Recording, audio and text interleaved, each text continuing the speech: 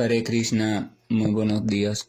Namo Om Vishnupadaya Krishna Prestaya Bhutale Srimate Bhaktivedanta Swaminiti Namine Namaste Saraswate Deve Gauravani Pracharine Nirvisesa Sunyavadi Pashatya Deshatarine Jaya Tri Krishna Chaitanya Prabhu Nityananda Tri Advaita Gadadhara Rivasadi Gaura Bhaktavrinda Hare Krishna, Krishna Krishna, Hare Hare, Hare Rama, Rama Rama, Hare Hare. Hare Krishna reiterados, vamos a continuar con la dichosa actividad de compartir y reflexionar sobre algunos de los textos del sagrado Srimad Bhagavatam. En el último texto compartido, habíamos escuchado que el gran devoto puro y gran personalidad conocida como Bhishmadeva dijo lo siguiente: oh el mejor de los descendientes de Bharata, yo sostengo, por lo tanto, que todo esto es parte del plan del Señor. Acepta el inconcebible plan del Señor y síguelo. Ahora tú has sido nombrado cabeza de la administración y, mi Señor, debes ahora cuidar de aquellos súbditos que han quedado desvalidos. Bhishmadeva le está diciendo: mira, en verdad, en vez de estar afligiéndote o quedándote así sumergido en la oscuridad y en la inercia, debido a la supuesta culpabilidad que tu mente, nublada por los afectos materiales, te está haciendo creer. Si te das cuenta, eso te está manteniendo inactivo. Y en verdad, entonces, debido a esa inactividad, sí estás incurriendo en una conducta no favorable, o sí estás faltando realmente al verdadero deber chástrico o deber de las escrituras, porque una vez triunfado en la batalla de Kurukshetra, tú has asumido o has quedado como responsable, o sea, como rey de todos los que han quedado vivos en este mundo, incluyendo animales, plantas, o sea, del reinado completo. Y por supuesto de aquellos súbditos que pelearon en la batalla, que muchos de ellos ahora se encuentran un poco cansados, desvalidos, heridos y hasta moribundos. Entonces, al quedar como rey de ellos, quedas como administrador. Y como administrador tienes el deber de preocuparte por esas entidades vivientes y restablecer un reino próspero, armónico y lleno de paz y lleno de servicio amoroso hacia el Señor. Pero debido a esa tristeza sin fundamento real en la cual estás sumergido, estás incumpliendo con ese deber. Entonces esa conducta sí es reprobable. Ese incumplimiento sí es en verdad la única falta que estás cometiendo. Tu falta no está en participar en la batalla, en defender al pueblo, en haber matado a tanta gente por tal de proteger a aquellos que eran personas rectas y además de eso también estaban indefensos. No, ahí no hay falta alguna. Tú no has cometido nada reprobable o reprochable en ese sentido. Así que tu lamentación realmente no tiene fundamento. Ahora, donde sí estás cometiendo algo reprochable es que debido a esa lamentación estás dejando de ejecutar tu verdadero deber. Tienes que entender eso.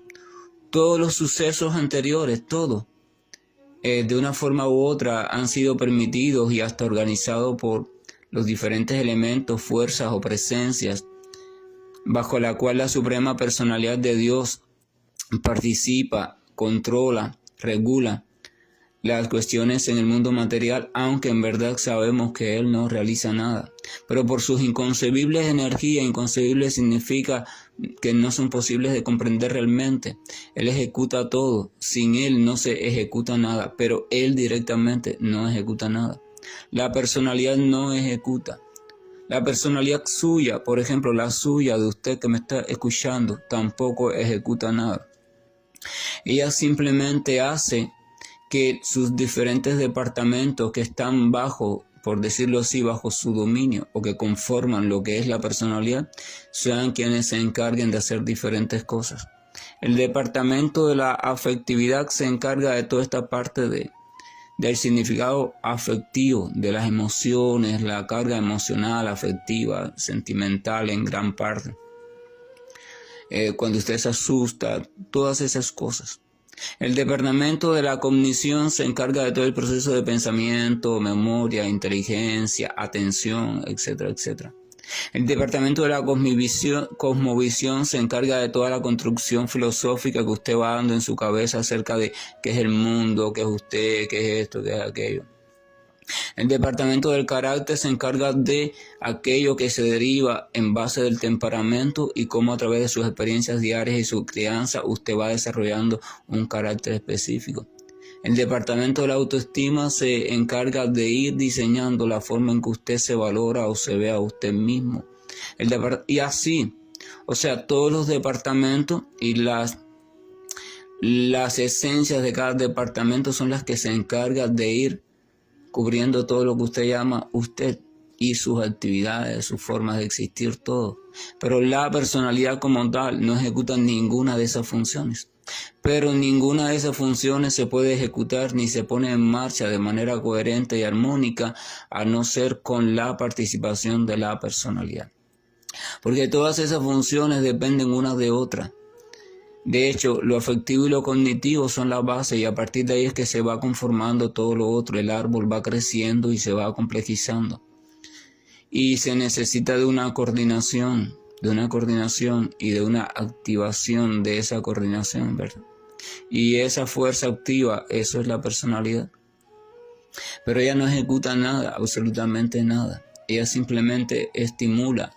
Y los departamentos se suponen que trabajen para satisfacer a esa fuerza estimulante.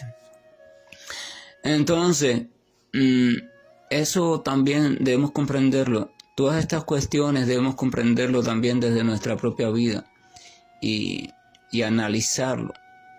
Entonces Yudhishthira estaba congelado debido a la tristeza, y esa tristeza debido al afecto que había desarrollado por los lazos con los cuerpos materiales en los cuales se estaba manifestando una cierta fuerza viviente, la cual por la fuerza de la cercanía y los afectos él consideraba familia, amigos, maestros, etcétera, etcétera. Entonces, ese cuerpo representaba a ese significado afectivo y cognitivo. Ese cuerpo es afectado, es lastimado, es destruido, y entonces quiere decir que ese significado sufre un daño. Y entonces viene el dolor, viene esto, y entonces se pierde la fuerza de la actuación, se pierde la voluntad, el deseo, la motivación, todo. Porque aquello que constituía mi alegría y mi gozo ha sufrido un daño, ¿verdad? Pero es el cuerpo, se trata del cuerpo. Por eso se dice por los lazos afectivos desarrollados hacia el cuerpo, o sea, identificando al cuerpo como el ser. Y por eso él está así, embotado, ¿verdad? Y entonces Bhishma Deva tiene el deber como patriarca de despertarlo. ¡Ey, no! Mira, levántate.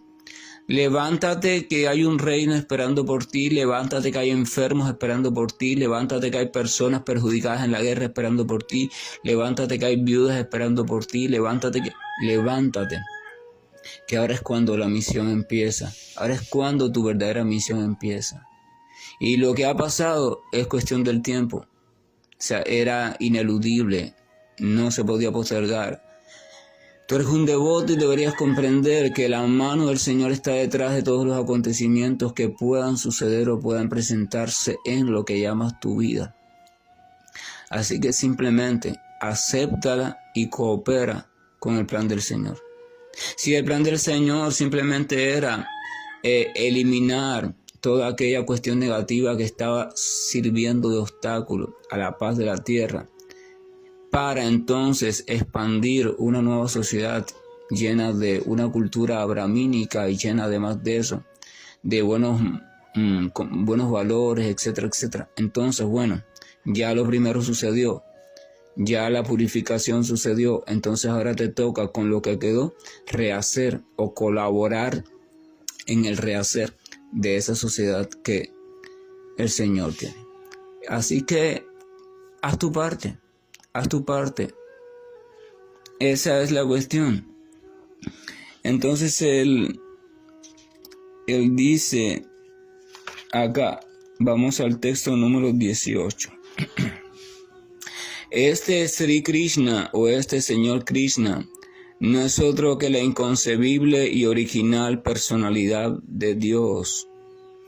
Él es el primer Narayana, el disfrutador supremo, pero él se desenvuelve entre los descendientes del rey Brisni ahora, como si fuera uno de nosotros, y por eso nos confunde con su energía, una energía que él mismo ha creado.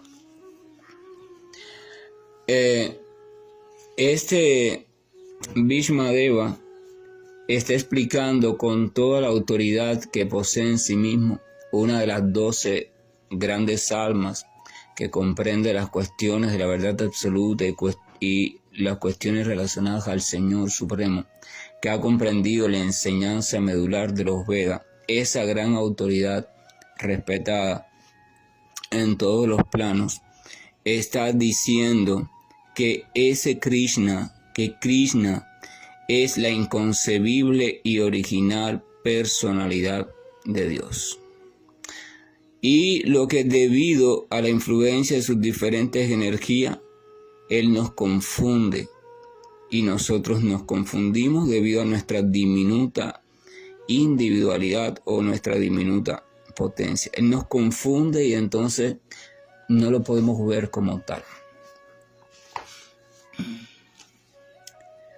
El primer paso en el camino de conciencia de Krishna, el primer paso está en aceptar o comprender, después que uno ha comprendido esto de la diferencia entre lo espiritual y lo material, que uno se ha comprendido como entidad espiritual, etcétera, etcétera, después que uno ha aceptado también que existe por lógica un superior, o sea, la categoría de lo superior existe en todo.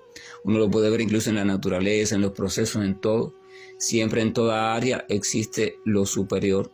Así que por tanto en el área total tiene que existir también lo superior de todos los superiores, o sea, lo máximo, de ahí hacia allá no hay más nada superior. O sea, la aceptación de Dios, de la categoría Dios. Entonces después viene un elemento importante que es ser inquisitivo en cuanto a la identidad y rasgos y cualidades de esa categoría o de aquel que se manifiesta en esa categoría o que es propietario de esa categoría, o sea, quién es ese Dios, qué identidad tiene, cómo yo puedo identificarlo, cómo yo puedo reconocerlo para entonces poder centrar o poder concentrar mi respeto, mis deseos, pensamientos, etcétera, etcétera, mi amor hacia él.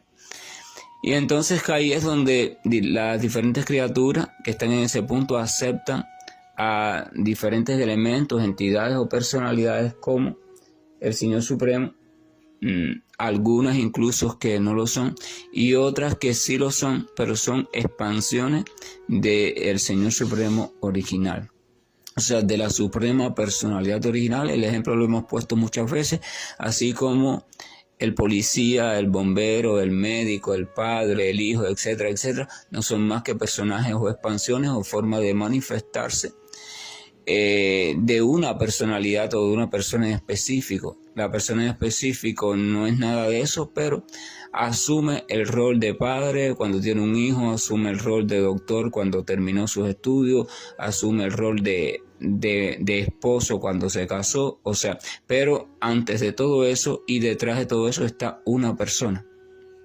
Esa persona es la persona original. Y los demás roles que va asumiendo, entonces se le pueden llamar expansiones, encarnaciones, etcétera, etcétera, como quieran llamarle, para entender mejor este asunto de cuando hablamos de personalidad original, ¿a qué nos estamos refiriendo? A la persona que está detrás de todas las formas en que el Señor Supremo se manifiesta. O sea, el Señor Supremo en su esencia original. Entonces buscar esa identidad. Y entonces en esa búsqueda, y para aclarar esa búsqueda, es que se habla Bhagavad Gita. En Bhagavad Gita, Krishna le da diferentes propuestas a Arjuna de reflexión y de orientación para que Arjuna vaya entrando en cuenta que Krishna es esa persona original. Es la persona que está detrás de todas las diferentes maneras en que el Señor de una forma u otra se ha manifestado.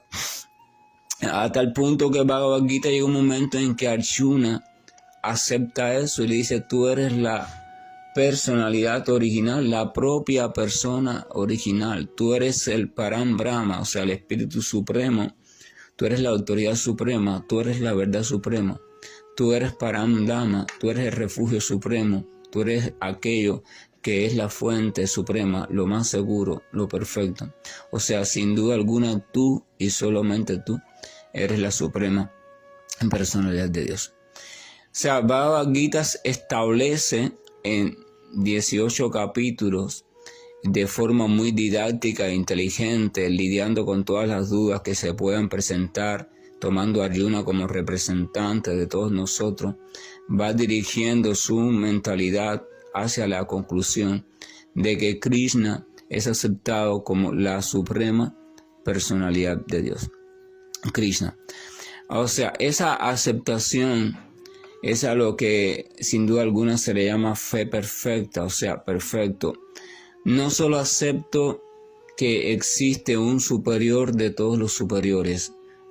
¿Qué pasa? Antes de la aceptación de un superior supremo, entonces simplemente la criatura que ya cree que hay fuerzas superiores empieza a aceptar un espectro muy amplio que puede ser ilimitado según su creatividad de superiores. Ahí viene el famoso panteón o el famoso espectro de las diferentes fuerzas diferentes. Si hacemos un recorrido por diferentes culturas y sobre todo también culturas que todavía tienen base en un pensamiento un poco primitivo, un poco esotérico, entonces vamos a ver que están llenas de supuestas autoridades. La autoridad que controla esto, la que controla aquello, la que controla aquello. De hecho, el hinduismo o la religión más popular de India, el hinduismo, es una mezcla alarmante, ¿no? Como tiene autoridades, o sea, hay una autoridad para cada cosa y entonces el predicante dedica su adoración a cada una de esas autoridades, aunque siempre tiene preferencia por algunas de ellas. Eso lo comprendemos bien los cubanos porque en Cuba también esta parte de la cultura que se originó al mezclarse la africana con la china, con parte de la española, la cristiana, dio lugar, ¿no?, también a un espectro muy amplio de autoridades que se derivan o vienen de diferentes culturas, pero se sincretizaron acá y entonces formaron la famosa creencia popular cubana, donde hay un sinnúmero de elementos o de autoridades que tienen un determinado poder o se aceptan con un determinado poder sobre un área determinada, y entonces las personas dedican su adoración a diferentes de ellas o a todas o a la gran mayoría o a una en específico, etcétera, etcétera. Esa es la fase donde la criatura ya ha aceptado la presencia de autoridades o de fuerzas que están por encima de ella, el nivel de capacidad y de poder material sutil y también poder material objetivo, pero aún, aunque habla de un tal Dios, de algo superior, en su comportamiento se le ve que ese no es el centro de su devoción, porque vemos que continuamente está rindiendo devoción a alguna de esas figuras de las cuales hablamos. Entonces no hay todavía una madurez real, una asimilación consciente de lo que significa el término autoridad suprema o Dios. Después, con la madurez consciente y progresiva de eso, entonces se llega a comprender y de verdad que todas esas autoridades incluso están limitadas, y si están limitadas no pueden ser la autoridad suprema o total. Entonces se sigue indagando y se va llegando entonces a la conclusión y a la búsqueda más exacta de cuál es esa autoridad total o suprema. a la cual tributan, lo quieran o no, las demás supuestas autoridades. Y entonces, encontrado eso, se establece la identidad. Entonces, en estudios muy exhaustivos, los grandes científicos védicos o los grandes espiritualistas serios, que no eran fanáticos, que no tenían preferencia, no se piensen, por ejemplo, que los grandes Vaishnavas es que tenían preferencia por una de las figuras a la cual adoraban el pueblo, ni nada de eso. No, a mí la que más me gusta es la forma de Vishnu y yo voy a implantar esto como el Señor Supremo. No es una cuestión caprichosa. Ellos eran expertos en un estudio meticuloso, entonces a través del estudio de todas las escrituras que fueran más serias, quitándole cualquier tipo de contaminación añadida en el tiempo, llegando a la esencia de cada escritura y a través de una profunda práctica de la meditación basada en una vida completamente purificada de austeridad, compasión, etcétera, etcétera, etcétera. Entonces ellos pudieron acceder por sí mismos al conocimiento original y pudieron ver cómo todo funcionaba y cómo todo se desvanecía y cómo solamente quedaba una cosa en existencia perenne por siempre. Y esa autoridad que quedaba en existencia perenne, eso, entonces sin duda alguna, ahí está la personalidad original. Entonces ellos fueron llegando a la conclusión, tanto por el estudio inductivo como por deductivo, como por revelación directa, de que quién era esa personalidad original. Y entonces a esa personalidad original establecida o aceptada, entonces comenzaron a dirigir toda su adoración y tributo, y de ahí viene el término Vaishnava. O sea, una vida monoteísta por completo, aceptan a una sola autoridad como la autoridad única, aunque respetan a cualquier otro tipo de autoridad secundaria, pero solo aceptan a una autoridad y a ellas dedican todo lo que constituye su propia energía, se la dedican a esa autoridad. Entonces aquí otra autoridad, Bhishmadeva, que conoce a perfección las conclusiones, está diciendo, ese Krishna que ustedes están tratando como primo, como sobrino, como lo que sea, ese Krishna es la misma y original suprema personalidad de Dios que nos tiene confundidos para poder realizar sus actividades, y entonces estamos creyendo que es un ser humano común aquí, ¿verdad?, entre nosotros. Pero cuando uno adquiere de verdad el correcto conocimiento, se da cuenta, lo identifica y lo descubre, lo desenmascara. ¡Ey, espérate! No, este es en verdad la propia y suprema personalidad de Dios, y lo acepta como tal. O sea, lo acepta como tal. Esa aceptación comienza en una fe que se vuelve absoluta. Yo acepto que este Krishna, del cual narran diferentes pasatiempos, no es más que la personificación de la suprema personalidad de Dios acá, en este mundo material, como un ser humano común. Pero es la suprema personalidad de Dios disfrazada y utilizando la energía material para realizar los pasatiempos o la manifestación de lo que haya que manifestar. Es llegar a esa aceptación, es fundamental, porque si uno no llega a esa aceptación, si uno no llega a esa convicción, entonces no va a poder venir el proceso de entrega a Krishna.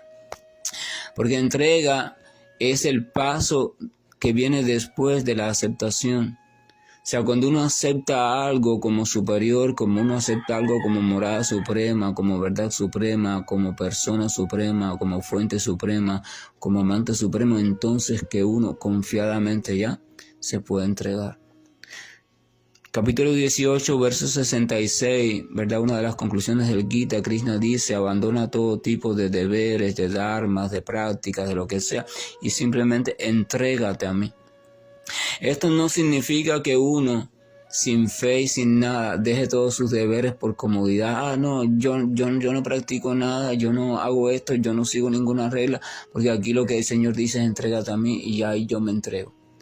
La mayoría de esas personas son hipócritas porque en verdad, sin estar en una posición de fe completa, ellos dicen externamente que se han entregado a Krishna, pero en su conducta habitual vemos que siguen detrás de sus intereses materiales, confundidos. Entonces en verdad no están entregados a nadie, están entregados simplemente a Maya, a la ilusión, cosas así. Y esto hay que comprenderlo. Entrégate a mí tiene que estar respaldado por una aceptación plena. La criatura ha comprendido y ha aceptado en sí misma, por comprensión propia, ayudada y guiada por supuesto por el maestro espiritual, los otros instructores, sí, la buena compañía de devotos puros, que Krishna es la suprema personalidad de Dios. Entonces a partir de ahí, ella cuando escuche el nombre de Krishna va a sentir eso, reverencia total, entrega total, amor total, respeto total, según la etapa en la cual esté cada criatura. Pero además de eso va a sentir creencia total en todo lo que se diga sobre él, va a aceptar, ya no se va a cuestionar nada, si parece ficción, no, es real, sí es real. Porque ella va a aceptar, ella acepta la autoridad. Yo acepto lo que la autoridad dice que es Krishna, ¿verdad? El aceptar la autoridad es una posición normal de la criatura, pero el problema está en quién acepta a la criatura como autoridad, por ejemplo. Ahora a usted le dicen, por ejemplo, desde pequeño en la escuela, este sistema planetario en el cual vivimos nosotros, este sistema solar, por ejemplo, así de forma organizada, visible, o hasta ese momento, tiene 9 planetas. Son Mercurio, así, el planeta Tierra es el cuarto, hasta el último, por ejemplo, Plutón, qué sé yo. Y entonces el estudiante no ha ido al cosmos, el estudiante no se ha montado una nave espacial, el estudiante no ha tenido una visión total del sistema solar, pero sin embargo acepta como cierto el dibujito que le muestran en el libro y acepta como cierto lo que la autoridad, que en ese momento es el maestro del aula, le está diciendo. Él ni siquiera se lo cuestiona. O explican, hay una nave que se llama satélite que los científicos están enviando y está girando alrededor de la luna, estudiando la luna. Ninguna persona puede mirar para la luna y ver la nave, sin embargo acepta que sí, que hay una nave dando vuelta alrededor de la luna. Fíjense, ¿verdad? Voy a otro caso. Por ejemplo, ahora yo le pregunto a usted, dígame el nombre de su padre, y usted me dice el nombre de mi padre es fulano.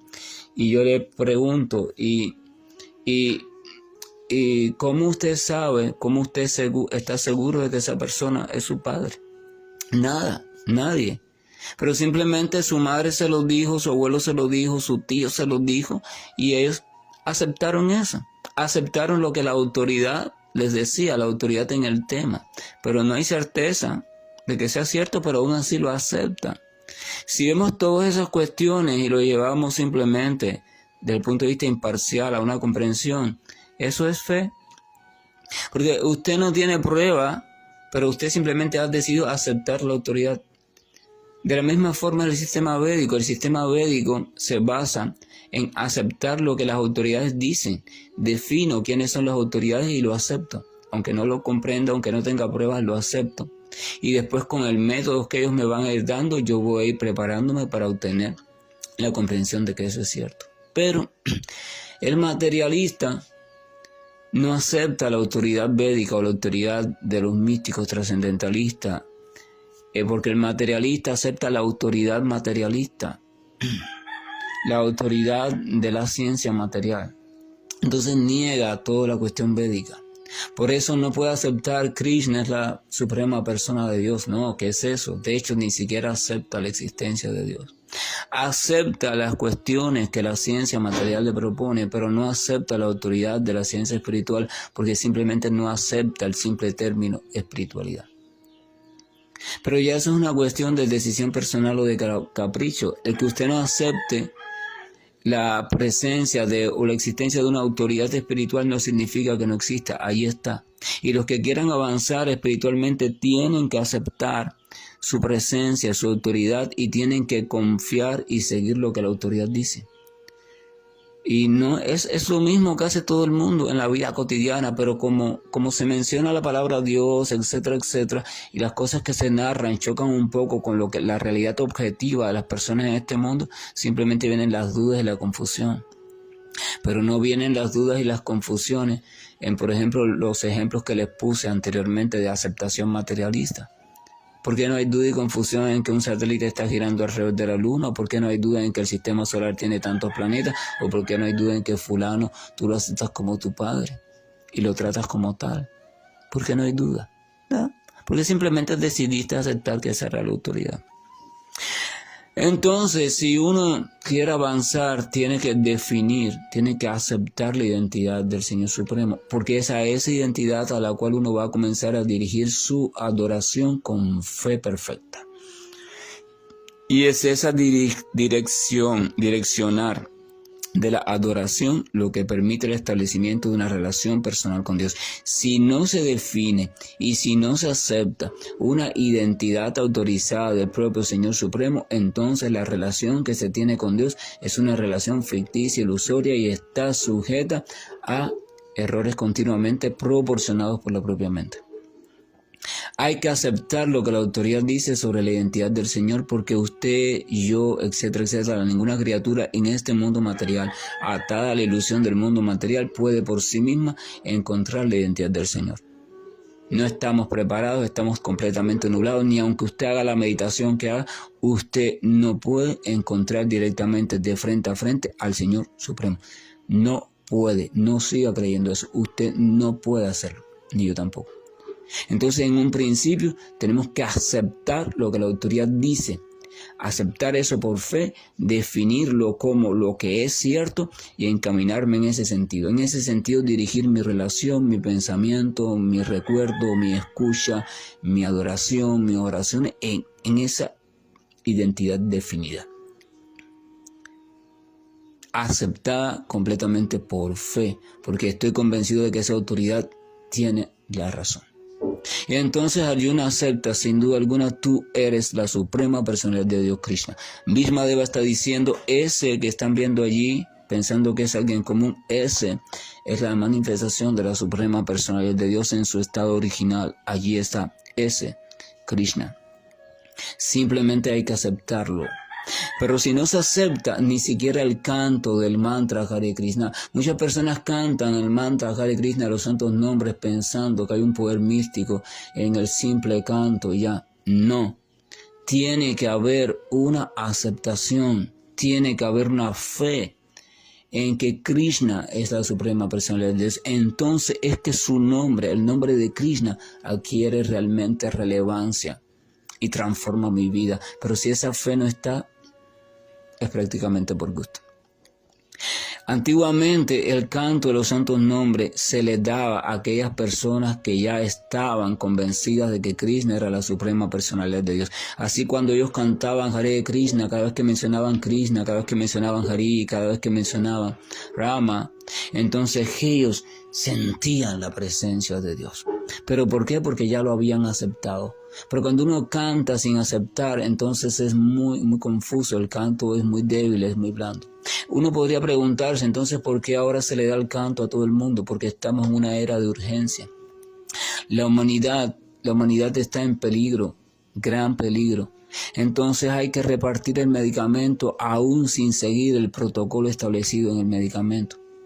Sabemos que los riesgos es que algunos lo entenderán, otros no, algunos lo aceptarán y otros no, etcétera, etcétera. Pero al menos existe la posibilidad de que algunos sí lo puedan comprender y puedan por fe entregarse a él.